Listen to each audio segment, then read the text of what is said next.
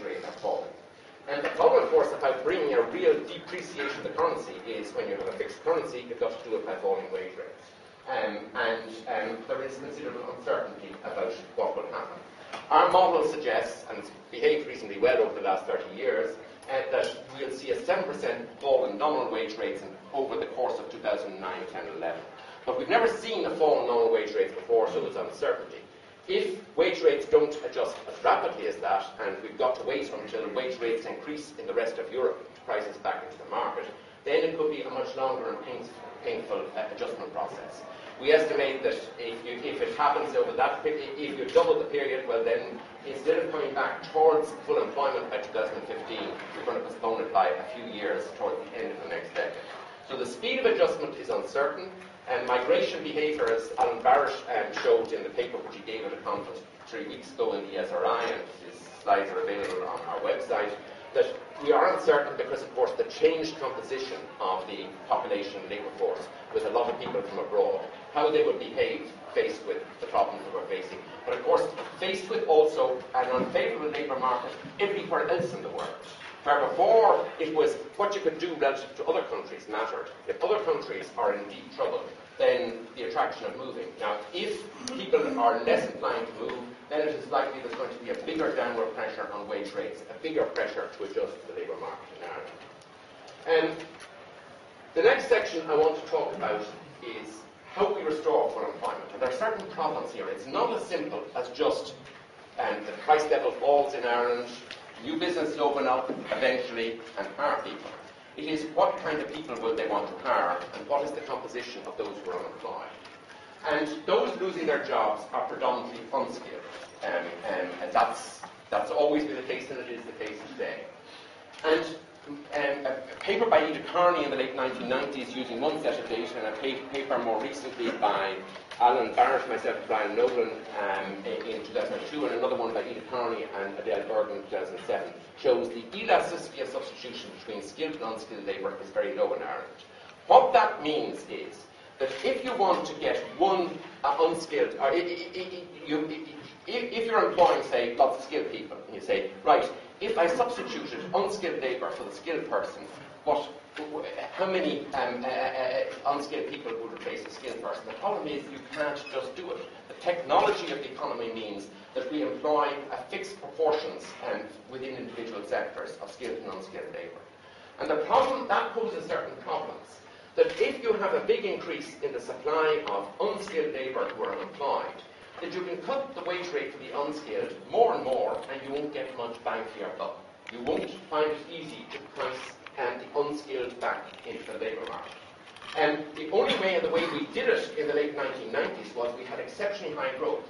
So that if you needed 3 skilled people for every 1 unskilled person, the economy grew more rapidly. Now, the paper with Brian and Alan showed that by bringing in skilled immigrants from abroad, we allowed the economy to grow more rapidly, which helped employ the unskilled unemployed. But we don't really have that option. I don't think anybody sees a return to the 1990s. So how are we going to deal with this problem of the long-term unemployed, even if the economy returns to growth? And it's interesting, if you look at the Finnish economy going through an identical disaster, identical magnitude, they went from 3% unemployed to 20% unemployed between 1990 and 1995, but they still aren't back to where they were 20 years ago. How do you deal with this? And this is a problem which Europe has not dealt with because they have too many unskilled people for the demand for labour, for the composition of labour in France or Germany. Cutting wage rates in France or Germany you have to cut them an awful lot for unskilled labour to price people into jobs just like here. And the strategy Ireland adopted in the past, and how we helped eventually solve the unemployment problem, was by turning the unskilled into skilled. So the first thing is the issue of school leavers, keeping kids in school so they complete high school, complete the Leaving Cert. The second is training and education, and my colleague Philip O'Connell has written extensively on this, and you'll find his summary of the recent research on this.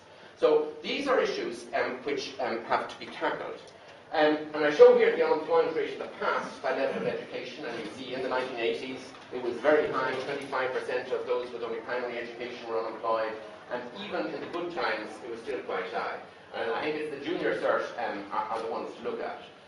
Basically, people with third level education will eventually eventually find a job either here or abroad.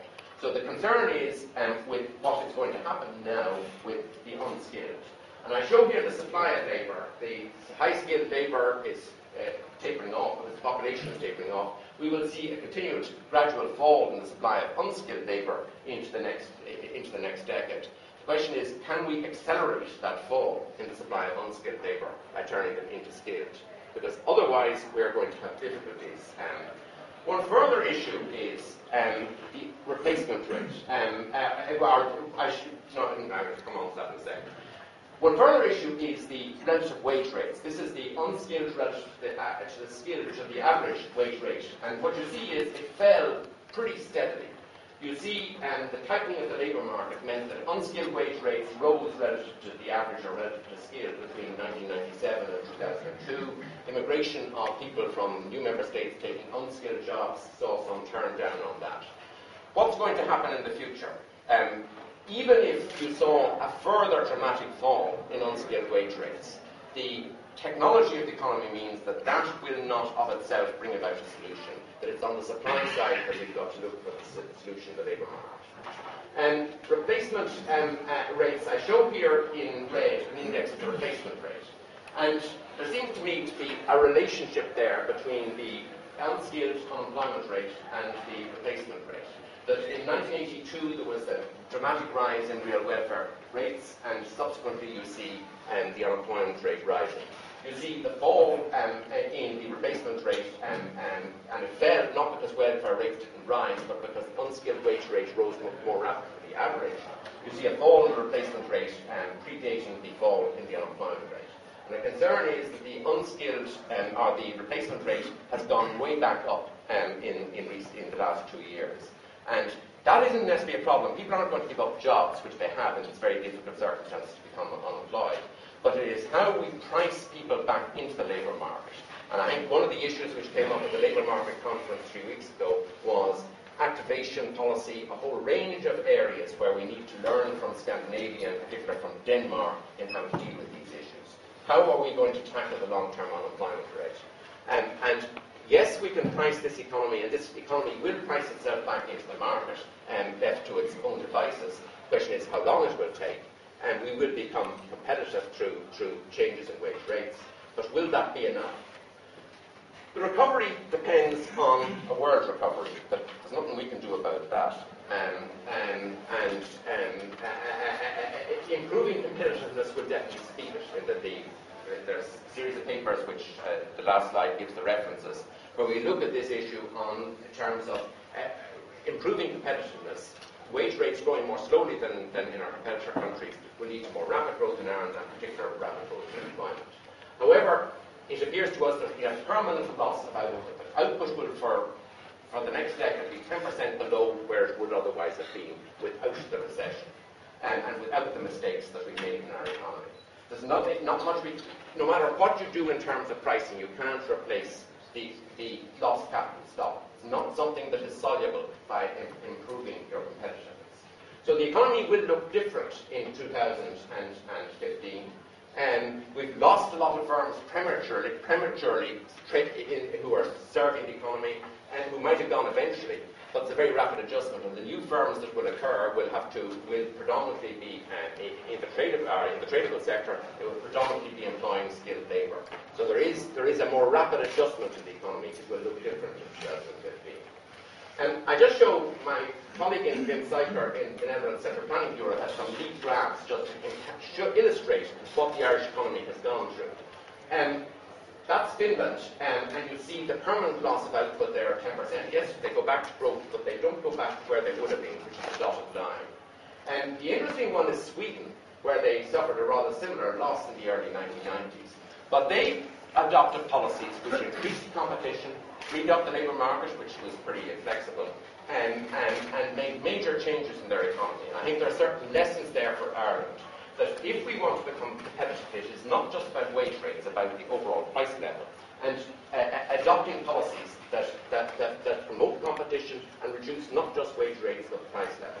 And in the report which we published last week, this is, and you see it's just like the Finnish curve, we don't see the Irish economy, it will grow rapidly in the recovery phase if the world grows reasonably rapidly.